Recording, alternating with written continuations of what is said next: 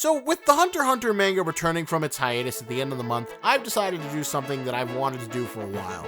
I wanted to explain what I believe the core appeal of Hunter x Hunter is, because I think I've seen a lot of people try to do it, but I don't think they've quite hit the mark. So let's get into it, and be warned, we're going to be talking about anime and manga spoilers, so if you care, now you know. You gotta love to be Lobster Magnet. Don't you grab it.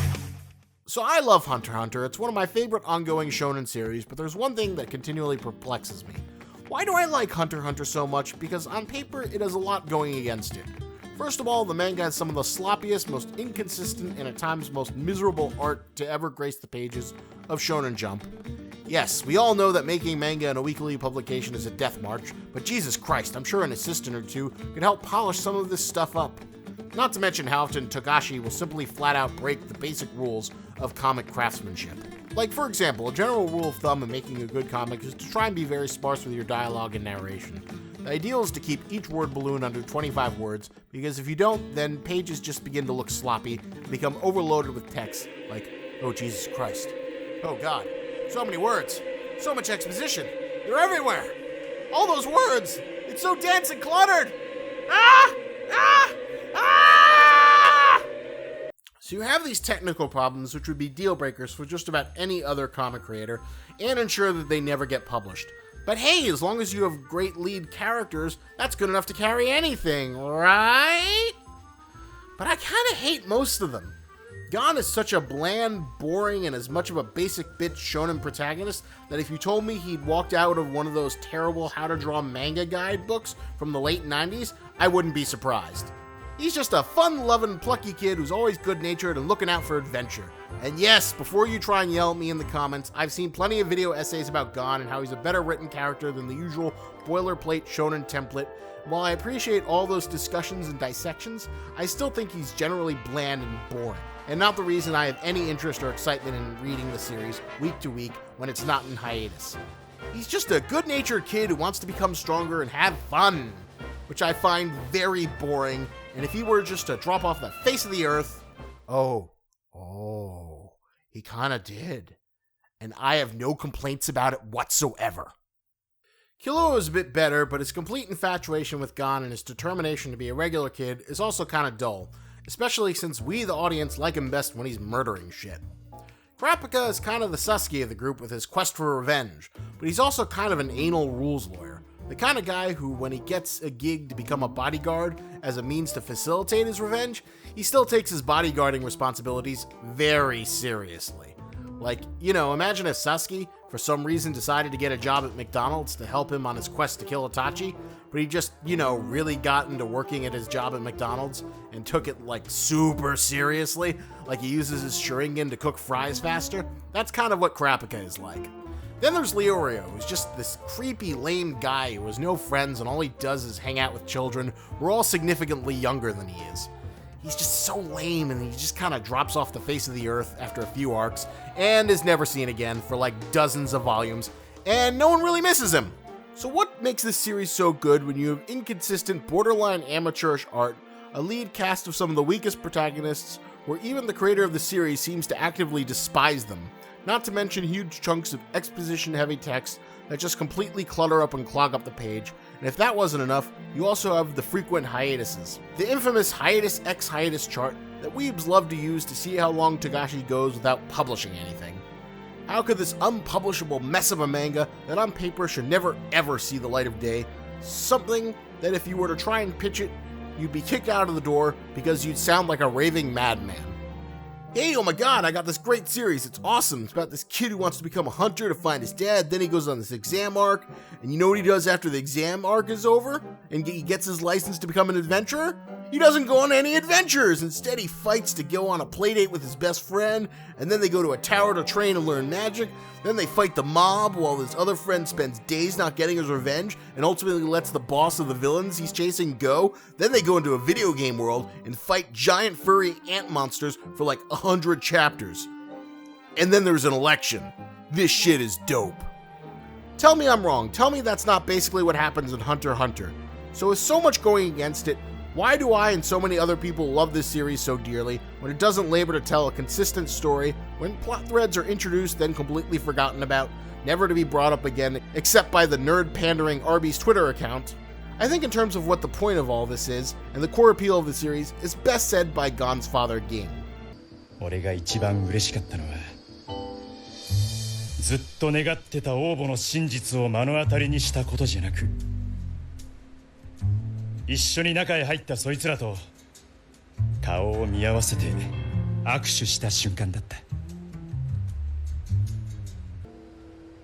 この連中と比べたら王母の真実はただのおまけさ。わかったか？俺が欲しいものは今も昔も変わらない。目の前にない何かだ。You see, the whole point of Hunter x Hunter isn't about the destination, it isn't about some ultimate goal, it's about the journey. Hunter x Hunter is less an epic shonen battle manga as much as it is an anthology series. It's a tool for its author Yoshihiro Togashi to explore whatever he finds himself interested in at the time. If anything, Gon himself is like a Trojan horse, a way to slip an unconventional story using a conventional shonen manga protagonist into the world of Jump. But Togashi doesn't seem like he particularly cares about Gon. He's just a vessel to move towards whatever he's interested in writing or drawing about. And because Togashi is such a good storyteller, he manages to make whatever he's interested in at the time absolutely fascinating to the reader. For example, the scene where we spend several minutes learning about how to construct counterfeit pottery, the political structure of the Hunter organization's election process with all the varying political parties, his deep dive into MMO gaming and collectible card games with Greed Island. Each arc represents some different aspect of what Togashi finds interesting at the time, and Gon is a vessel which he uses to move between those points of interest. The same approach can be seen in the Nen power system as well. It's very deep in terms of the different types of Nen and the powers that can be manifest, but at the same time it's also very loose and broad enough that Togashi can create whatever power he feels like and make it interesting by creating whatever rules and restrictions he wants tailored to each character he creates.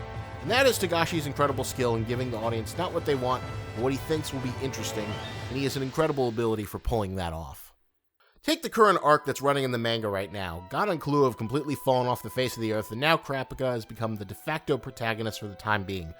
Ostensibly, the new arc is about going to the Dark Continent on a new expedition to cross the boundaries that mankind has never crossed. That's a good fun adventure storyline, but the past dozen or so chapters have been nothing about that. Instead, we have an incredible clusterfuck of an arc that is now squarely focused on the succession war taking place between the princes of Kakin, who are involved in a silent deathmatch aboard a boat heading towards the Dark Continent, where they are all stuck in a battle royale deathmatch to determine who the new ruler will be while their father the king watches on.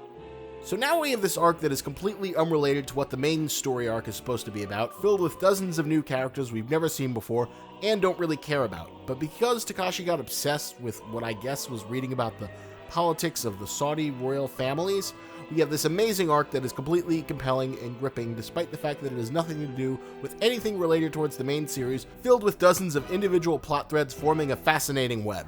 Here are a few plot threads we have running concurrently, just in this one arc. Kurapika trying to get back the last eyes of his people from the fourth prince, Tesseract. The spiders on board trying to steal from the Kakin Empire. Hisoka on board trying to murder all the spiders.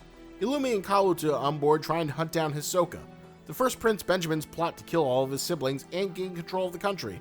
The fourth prince, Tesseract, learning Nen. The introduction of parasitic Nen beasts used by all the princes in the succession war. The Heilei family spreading chaos on the boat by murdering people to gain their Nen powers.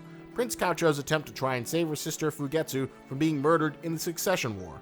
Prince Hockenberg's attempts to try and bring an end to the entire barbaric process of the succession war. These are just a few of the many plot lines going on in this one single arc. That doesn't include plots and plans of the numerous bodyguards and queens who also have their own goals and ambitions alongside the princes they serve.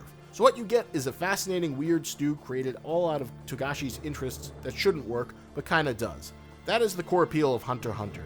It is a mad, messy genius distilling whatever has him curious at the moment into a singular work, and this approach stands in strict contrast to why he ended his first serialization of Yu Yu Hakusho, which he explained in the final volume of that series.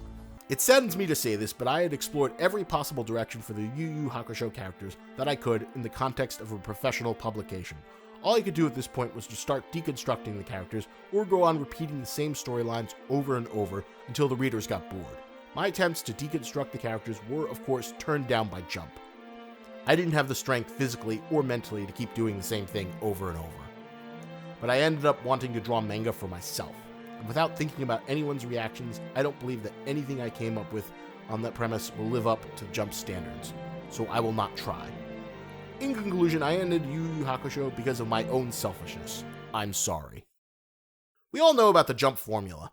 このライバルキャラは最初は敵として出てくるが最終的には仲間になるのが少年漫画の醍醐味になっている。さっきのやりとりは何だったんだよ。何の意味があったんだよ。まあこういう感じだな。ライバルと戦って勝つ。いつの間にか仲間に。新たにライバル出現。戦って勝つ。新たな仲間ができる。これを永遠と繰り返していくのがジャンプシステムという。It's the perpetual cycle of friendship, effort, and victory. It's something that can be repeated into infinity. Just look at the success of Dragon Ball Super to see how far you can get just by recycling the same formula over and over. But Togashi wasn't ever interested in just repeating this repetitive formula again and again. And thanks to the huge success of Yu Yu Hakusho, he'd earned the do whatever the fuck you want card, which is why he's allowed to take so many hiatuses and break so many conventional publishing rules. But it's this breaking of the traditional mold that makes Hunter x Hunter so great.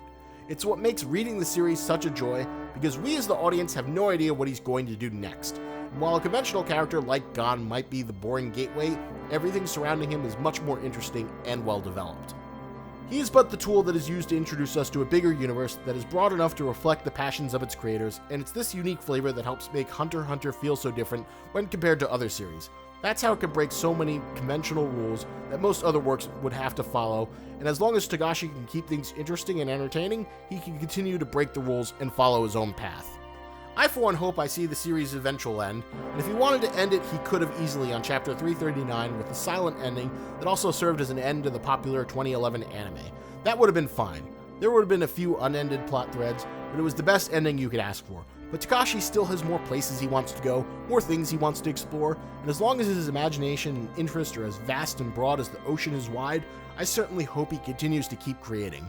Because sometimes the best creators aren't the ones that give audiences what they want, they're the ones that give them what they need, even if their audience doesn't think that they need it at all. So I hope I've better articulated what I and so many other people like about the series in general, what its core appeal is. Thanks for hearing my thoughts, and remember, lobster's antennas, but don't you grab it.